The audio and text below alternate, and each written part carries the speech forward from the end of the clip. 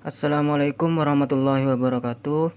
Saya Perianto. Di sini saya akan membahas pemikiran dari Thomas Robert Malthus mengenai teori kependudukan. Kita tentu tahu bahwa jumlah penduduk di dunia setiap tahun mengalami pertumbuhan atau peningkatan. Tercatat hingga saat ini, jumlah penduduk dunia tercatat hampir 8 miliar orang. Dan negara yang memiliki jumlah penduduk terbanyak masih dipegang oleh negara Cina, diikuti India dan Amerika Serikat, dan kemudian negara kita Indonesia. Thomas Robert Malthus adalah seorang demografi Inggris dan ekonomi politik yang paling terkenal karena pandangannya yang pesimistik, namun berpengaruh terhadap pertambahan penduduk. Di dalam bukunya yang berjudul The Principle of Population tahun 1798, Robert Malthus mengatakan bahwa pertumbuhan penduduk selalu tumbuh dan berkembang dengan cepat apabila tidak dibatasi. Inti teori dari kependudukan Malthus ini adalah pertumbuhan penduduk berdasarkan deret ukur, sedangkan pertumbuhan pangan berdasarkan deret hitung.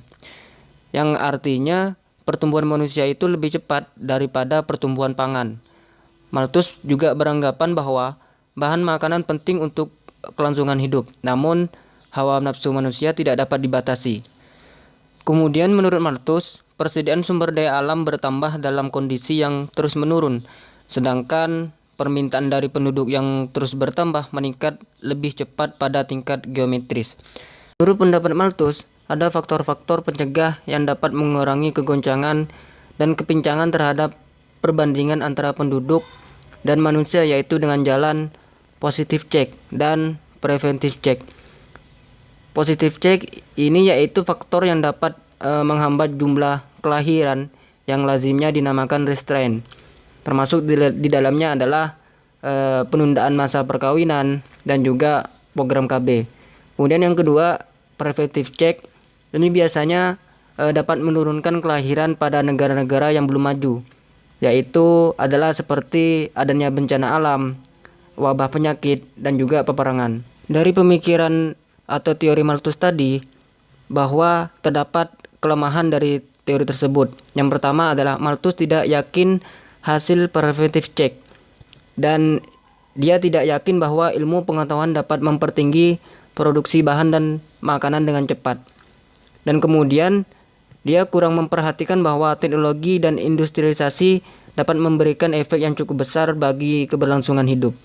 Namun teori Malthus ini ternyata ada juga ditolak oleh beberapa pemikiran, yaitu karena kita dapat melakukan revolusi pertanian, kita dapat melakukan kemajuan teknologi, komunikasi, dan industri, dan kita dapat juga membuka lahan baru. Meskipun ada beberapa tambahan atau revisi, teori Malthus memang benar dan berlaku sepanjang masa hingga sekarang. Baik, hanya itu yang dapat saya sampaikan. Wassalamualaikum warahmatullahi wabarakatuh.